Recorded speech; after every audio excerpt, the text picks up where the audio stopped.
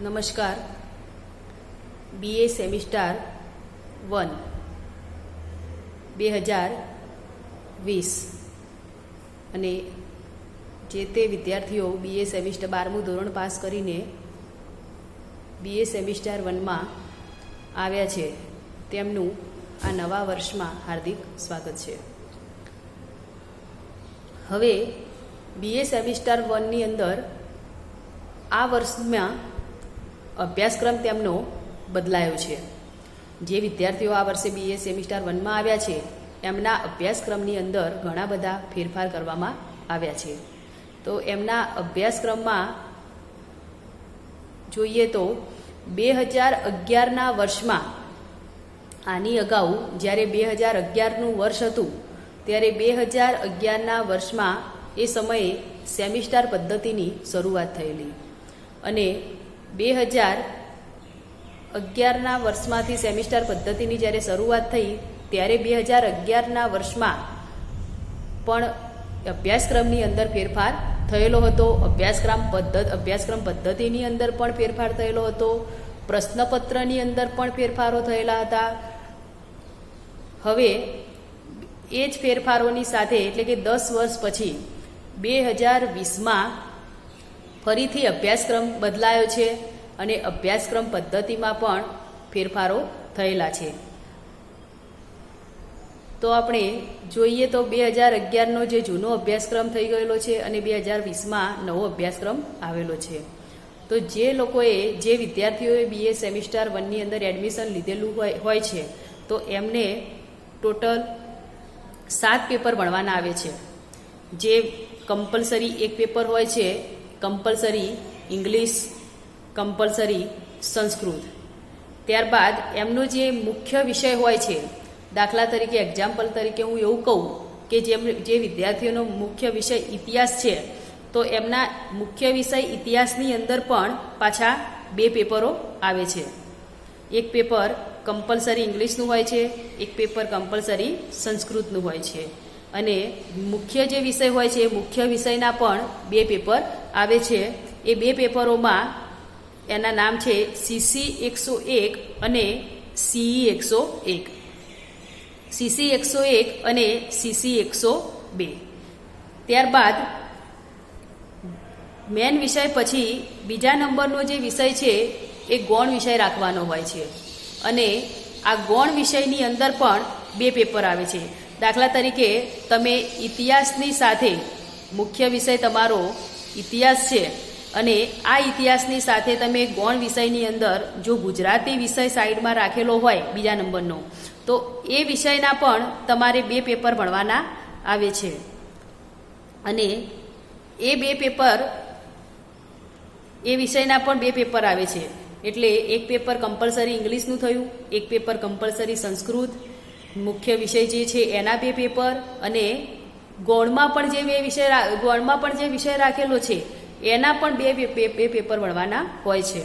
ત્યારબાદ એક તમારો ત્રીજો વિષય આવે છે સેકન્ડ વિષય, જેને બીજા નંબરનો ગૌણ વિષય કહેવામાં આવે છે અને એ વિષય જો તમે સેકન્ડ વિષય દાખલા તરીકે તમે સેકન્ડ વિષય મનોવિજ્ઞાન રાખ્યો હોય કે સેકન્ડ અહીંયા ઇતિહાસ હોય અહીંયા ગુજરાતી હોય તો સેકન્ડ વિષય મનોવિજ્ઞાન રાખ્યો હોય કે પછી સંસ્કૃત રાખ્યો હોય તો છેલ્લે સેકન્ડ વિષયનું તમારે એક પેપર આવે છે. એટલે ટોટલ તમારે BA સેમિસ્ટર 1ની અંદર 7 પેપર ભણવાના થાય છે. એટલે એક કમ્પલસરી ઇંગ્લિશ, કમ્પલસરી સંસ્કૃત, મુખ્ય જે વિષય રાખ્યો હોય એના 2 પેપર એટલે 4 પછી ગૌણ વિષયના 2 પેપર 4 ને પછી 2 6 ને એક પેપર સેકન્ડ વિષયનું એટલે કે 7 પેપર હોય છે. આ ઉપરાંત 7 પેપર ઉપરાંત પણ એક વિષયનું તમારે એક ઇઝીનું એક પેપર આવે છે કે જેનું તમારે કોઈ વખત પ્રોજેક્ટ પણ આપવાનો હોય છે અને કોઈ કોલેજોની અંદર એની એક્ઝામ પણ ગોઠવાય છે એટલે કે પરીક્ષા પણ આપવાની હોય છે. 2માંથી ગમે તે એક વિષય તમારે ચોઈસ કરવાનો હોય છે. તો આ રીતે BA સેમિસ્ટર 1ની અંદર જે પ્રશ્નપત્ર જે વિષયનું માળખું જે છે એ આ રીતનું હોય છે.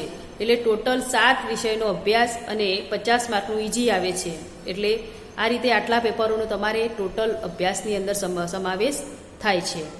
હવે મારો જે વિષય છે એ છે મેઇન વિષય મારો ઇતિહાસ છે અને ઇતિહાસની અંદર જે અભ્યાસક્રમ બદલાયો છે કે અભ્યાસક્રમમાં શું આવે છે તેની વાત મારે કરવી છે.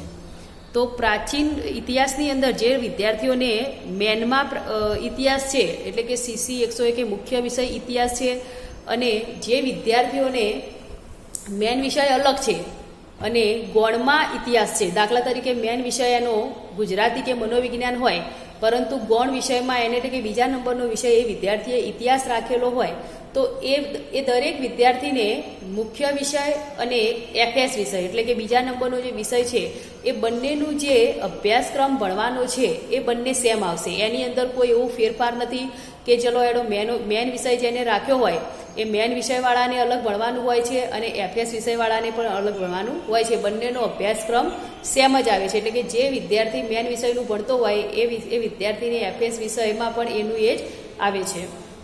ખાલી મેન વિષય ઉપરનો મેન વિષયમાં ફેરફાર થાય છે, બાકી FS વિષયમાં મેન અને FSનું બંને સેમ આવે છે.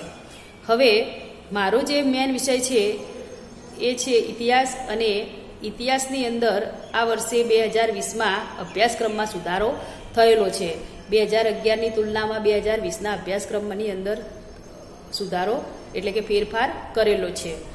તો સૌપ્રથમ હું CC 101 CE 101 મારા વિષયની અંદર માત્ર ને માત્ર ખાલી વિષયનું પેપરનું જે નામ છે તેના વિષયની ખાલી હું વાત કરીશ.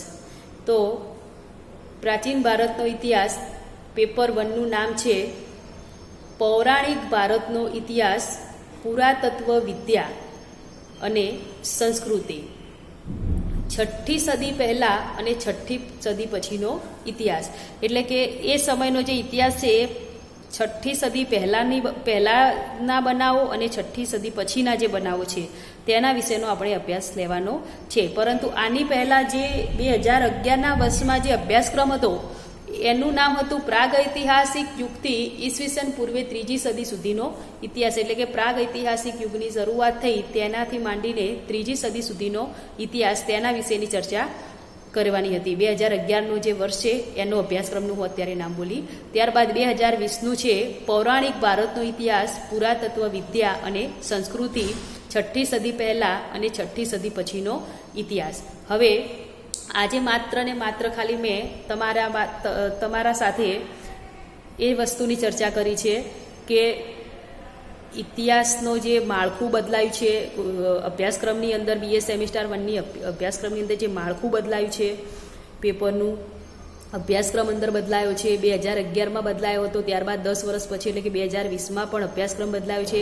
તમે કયા કયા વિષય સાથે કયા પેપર કયા વિષયો રાખી શકો છો, કયા વિષયના કેટલા પેપર આવે છે વગેરે વિશેની ચર્ચા કરી છે. હવે પછીની શરૂઆત એટલે કે મારે જે ભણાવવાનું છે શરૂઆત પ્રાચીન ભારતના ઇતિહાસની એટલે કે મારે જે ઇતિહાસ વિશેની તમને વાત કરવાની છે એની ચર્ચા હું આગળના એટલે કે નેક્સ્ટ લેક્ચરમાં કરીશ.